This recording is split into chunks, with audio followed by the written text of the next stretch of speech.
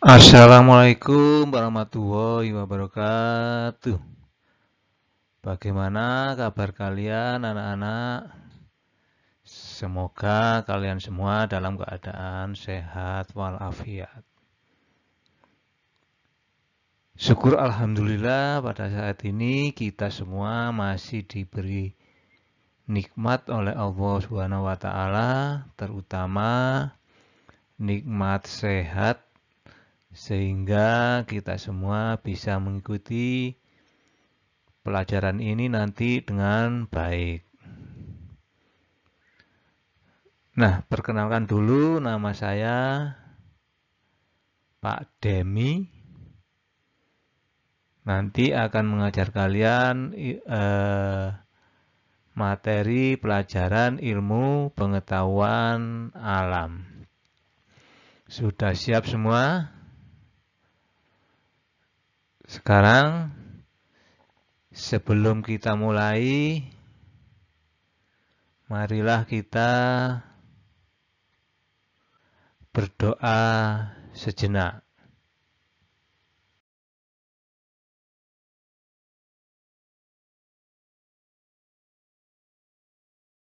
أعوذ بالله من الشيطان الرجيم بسم الله الرحمن الرحيم الحمد لله رب العالمين الرحمن الرحيم مالك يوم الدين إياك نعبد وإياك نستعين اهدنا الصراط المستقيم صراط الذين أنعمت عليهم غير المغضوب عليهم ولا الضالين آمين رضيت بالله ربا وبالإسلام دينا وبسيدنا محمد نبيا ورسولا ربي زدني علما وارزقني فهما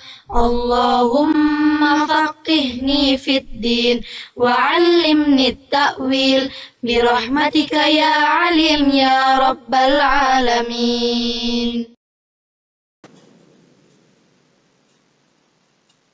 Sebelum pelajaran kita mulai, saya ingin mengingatkan kalian untuk tetap melakukan protokol kesehatan.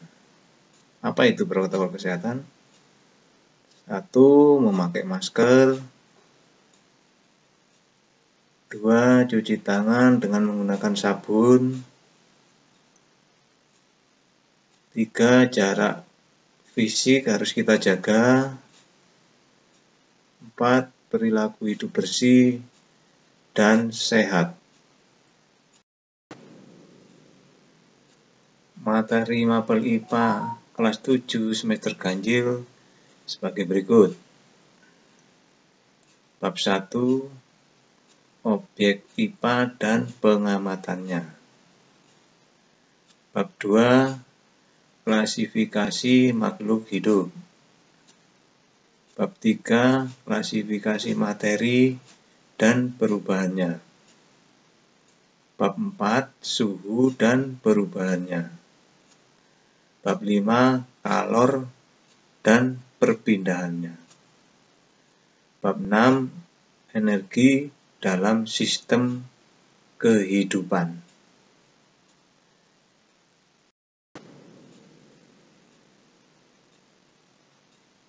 Kita mulai pada bab 1, objek IPA dan pengamatannya. Kita lihat dulu peta konsepnya. Pada pelajaran IPA, kita harus melakukan langkah-langkah atau metode ilmiah. Metode ilmiah terdiri atas pengamatan, inferensi, dan komunikasi. Sedangkan pengamatan itu mencakup pengukuran. Dan pengukuran ini akan menghasilkan suatu besaran dan satuan. Sedangkan besaran sendiri ini terbagi menjadi dua kelompok, yaitu besaran pokok dan besaran turunan. Sedangkan satuan terdiri atas satuan baku atau satuan sistem internasional dan satuan tidak baku.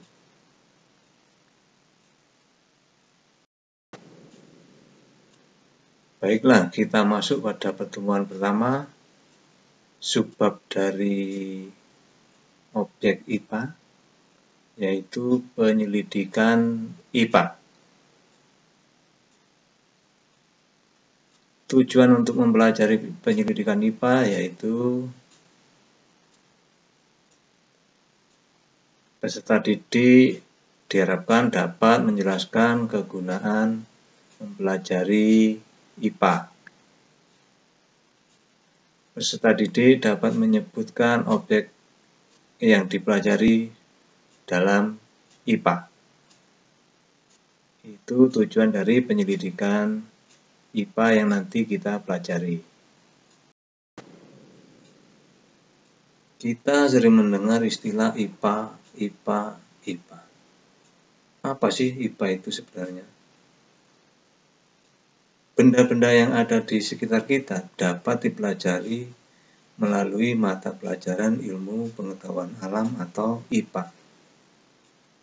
Nah, IPA adalah ilmu tentang segala sesuatu yang ada di sekitar kita. Para ilmuwan atau saintis mempelajari hal-hal yang terjadi di sekitar kita dengan cara melakukan serangkaian penelitian dengan cermat dan hati-hati. Dengan cara seperti itu, para ilmuwan dapat menjelaskan apa dan mengapa sesuatu yang ada di alam sekitar dapat terjadi, serta memperkirakan sesuatu yang terjadi saat ini maupun saat yang akan datang.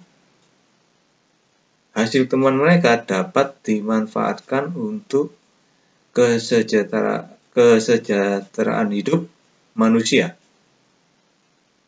Hasil temuan dalam bidang teknologi yang ada di alam sekitar, contohnya seperti komputer, televisi, biji jagung hibrida, pupuk, dan sebagainya.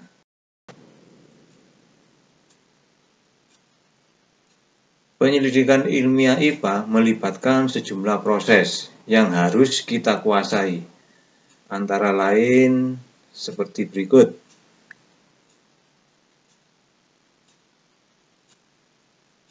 Pengamatan. Pengamatan ini menggunakan panca indera. Bisa melihat, bisa dengan mendengar, bisa dengan meraba, dan termasuk melakukan pengukuran dengan alat ukur yang sesuai. Pengamatan dilakukan untuk mengumpulkan data dan informasi. Setelah melakukan pengamatan, kita membuat inferensi, merumuskan penjelasan berdasarkan pengamatan. Penjelasan ini digunakan untuk menemukan pola-pola atau hubungan antar aspek yang diamati dan membuat perkiraan. Tahapan berikutnya mengomunikasikan. Mengomunikasikan hasil penyelidikan baik lisan maupun tulisan.